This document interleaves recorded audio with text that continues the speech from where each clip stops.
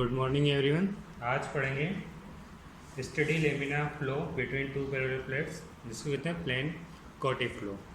ठीक है, ये पढ़ना है। ये अपने यूनिट 4 स्टार्ट है। यहाँ से यूनिट 4 स्टार्ट हो जाएगी। इसके अंदर कोटी फ्लो और पॉसी फ्लो है, यही पढ़ना है अपने को।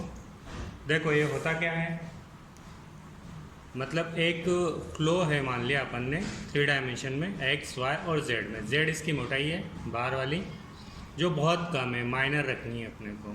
एंड इन दो प्लेट के बीच का डिस्टेंस है एच। ठीक है, ये डिस्टेंस है यहाँ पर। और जो ये है ये इनफाइनाइट दे रखा है। जो फ्लो चलेगा वो इनफाइनाइट चलेगा और एक्स डायरेक्शन में चलेगा। तो जो जो दे रखा है वो लिख लेते हैं। सबसे पहले consider the study laminar flow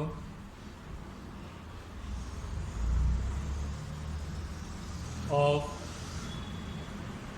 viscous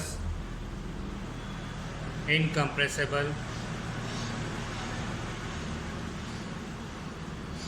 fluid between two infinite parallel plates.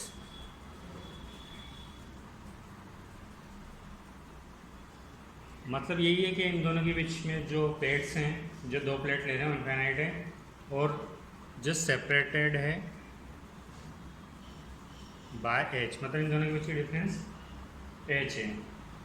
Next, let X be the direction of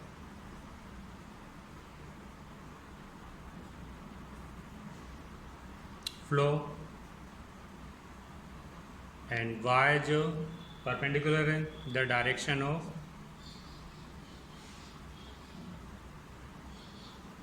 perpendicular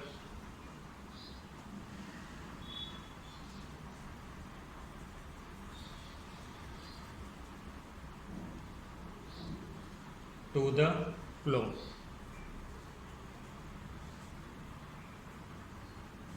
And the width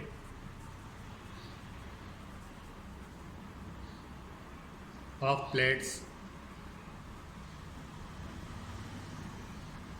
parallel to the z direction। the z direction में इसकी width है, perpendicular इसका y direction है और x direction में इसका flow है। या इनफाइनाइट का मतलब ये है कि जो इसकी विड्थ है वो बहुत छोटी है। बहुत छोटी है इसका मतलब जो जे डायरेक्शन होगा वो नेगलेक्ट कर लेंगे अपन। तो ये फ्लो सिर्फ 2 डायमेंशन का हो जाएगा। तो 2 डायमेंशन में होगा तो that means del Z by 0। ये कंडीशन इसमें लगी रहेगी। ठीक है, और ये जो let the plate be long enough in the x direction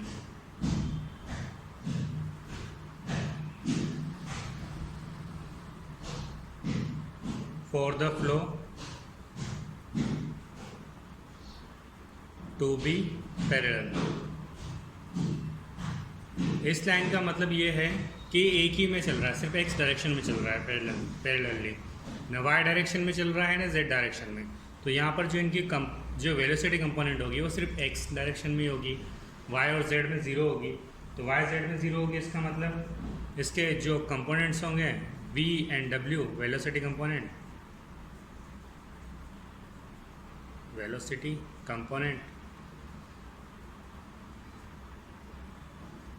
are 0, ये 0 हो जाएंगे। इसके अलावा ये स्टडी फ्लो है। The flow is steady flow.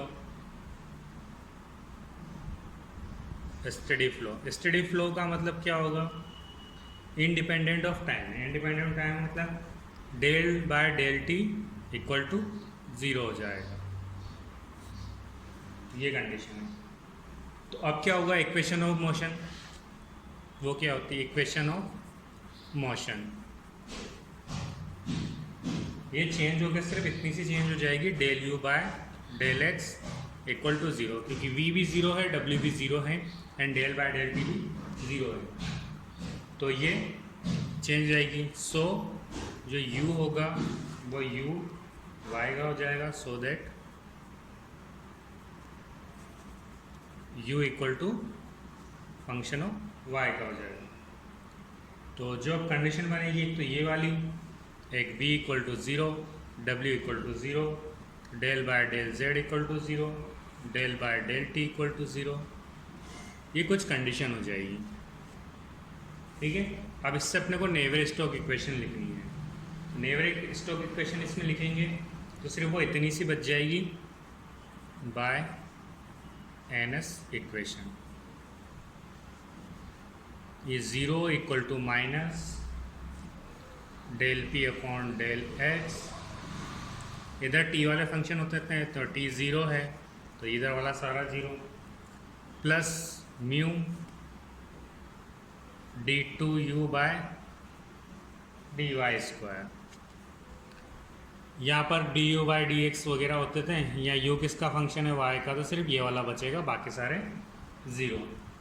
और दूसरी कंडीशन वाई वाले में ये बचेगी ओनली, यहाँ पर सारे ज़ीरो। ठीक है, तो ये दो इक्वेशन बनेगी, इन दोनों इक्वेशन से अपने को सॉल्व करना है।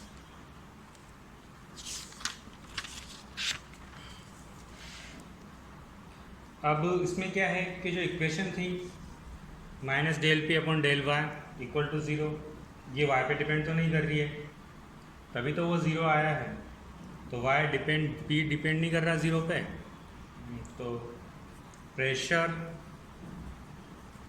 Does not depend on Y, that means P जो है वो सिर्फ एक्स का फंक्शन है, P is function of X alone. तो इक्वेशन क्या चेंज हो जाएगी, D two you by D Y square equal to one upon mu D P by D X. खाली इस इक्वेशन को चेंज किया है, दोनों तरफ x से डिफ्रेंशिएट कर दो। इधर से करेंगे तो ये तो ज़ीरो, ये हो जाएगा one upon mu D two P by D X square, इसको ऐसे लिख सकते हैं D by D X D P by D X. ये तो ज़ीरो नहीं हो सकता, ऐसे ये वाला ज़ीरो होगा, इसको ऐसे लिखा है सिर्फ, और कुछ नहीं किया। इसको सोल्व करेंगे, इसका मतलब D P by D X जो होगा वो कांस्टेंट हो जाएगा, उसको अपन कैपिटल P मान लेते हैं। इसके बाद एक और इक्वेशन थी अपने पास d p by D x वाली,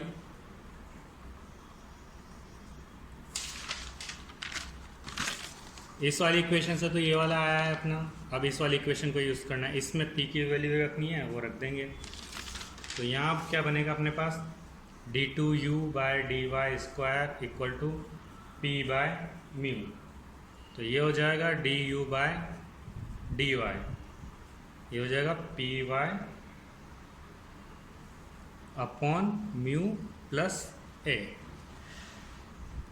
नेक्स्ट इसको फिर इंटीग्रेट करेंगे तो यहाँ u हो जाएगा a y plus b plus p upon two mu into y square. अब यहाँ तक का इक्वेशन जो सोल्व करेंगे वो प्लेन क्वाड्रेटिक फ्लो में भी सेम है और जनरलाइज्ड प्लेन क्वाड्रेटिक फ्लो में भी सेम है। यहाँ से दोनों की कंडीशन अलग अलग हो जाएगी, मैं दोनों के अलग अलग कंडीशन बता देता हूँ। फॉर प्लेन क्वाड्रेटिक फ्लो, इसके लिए P इक्वल टू ज़ीरो हो जाएगा और Y equal to zero.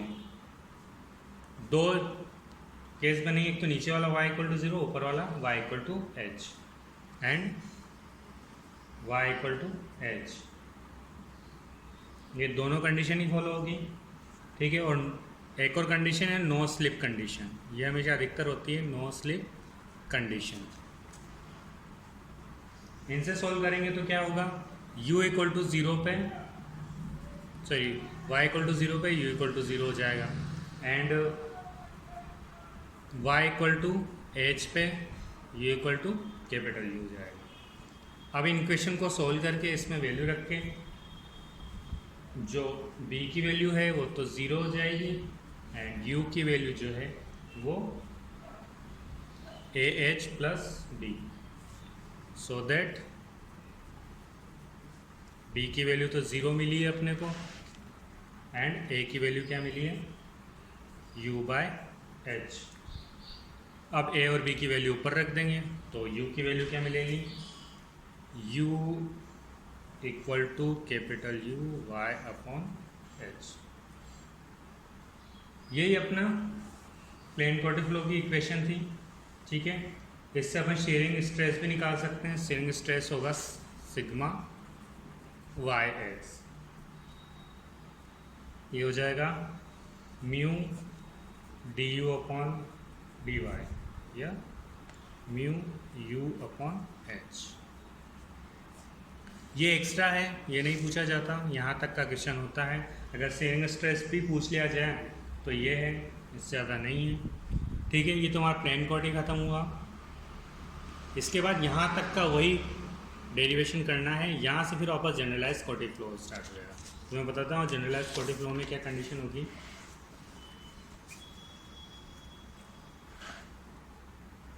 Generalised quantity flow, अब इसमें क्या है कि वो कंडीशन सारी रहेगी, सिर्फ जो P वाली कंडीशन है वो अलाउ नहीं होगी। तो जनरलाइज क्वांटिटी फ्लो में only y equal to 0 kept at rest is at rest and y equal to h is allowed to move with velocity